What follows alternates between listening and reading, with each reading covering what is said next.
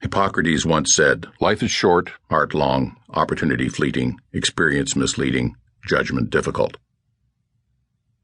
The goal of every species is to survive and thrive, yet about 96% of all species that have ever lived on Earth are now extinct.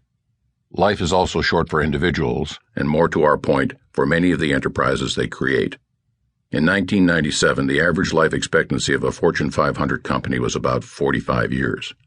By now, it has likely become even shorter, as demonstrated most recently in the number of stressed and failed industrial and financial institutions in the crisis of 2007-2008 and in the recession of 2008-2009. While the events of that period have been well documented, a quick review of selected highlights will set the stage for our examination of risk and risk management in this part.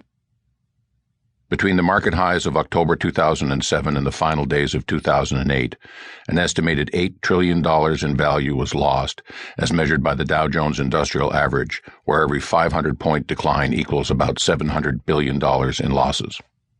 The UK hedge fund Peloton had been ranked as the world's highest-performing fund in 2007, with an 87% return on investment and $10 billion in assets. On March 5, 2008, Peloton was forced to dissolve when its liquidity dried up almost overnight. That spring, the failure of 85-year-old Bear Stearns occurred in just over 20 days. Within 20 months after the end of 2006, 274 major U.S. lending operations imploded. Between January 1st and the end of August 2008, 9 U.S. banks failed, and by September 2009, there were 552 on the Federal Deposit Insurance Corporation's troubled list.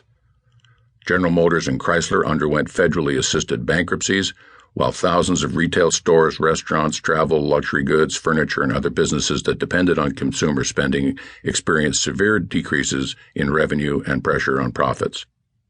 During 2008, U.S. residential mortgage foreclosure activity increased 81% over 2007 levels and 225% over 2006 levels.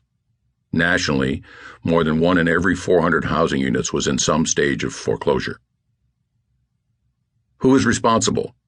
That question has been debated since the onset of the crisis, and it will be for years to come. Yet senior executives and boards of directors have clearly been held responsible in many quarters, representing a trend extending back to Sarbanes-Oxley in 2002, and it's a trend that we expect to continue. The reasons should be obvious.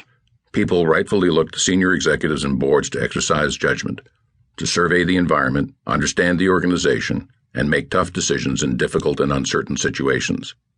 The enterprise will either survive or thrive or wither and die on the quality and timeliness of its leaders' judgments.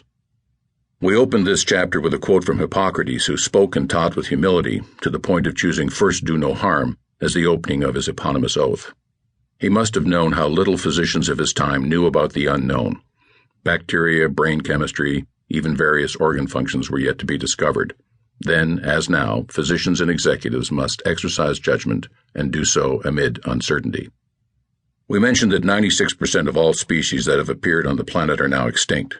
We implied that organizations aren't doing much better. Yet virtually all species except Homo sapiens operate mainly on genetics and instinct. Only we have judgment.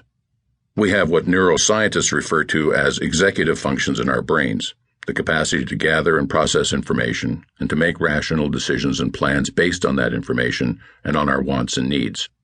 Shouldn't our organizations, also equipped with executive functions, be doing better, exercising better judgment, even amid uncertainty and the difficulties it brings? We think so, and we're not alone.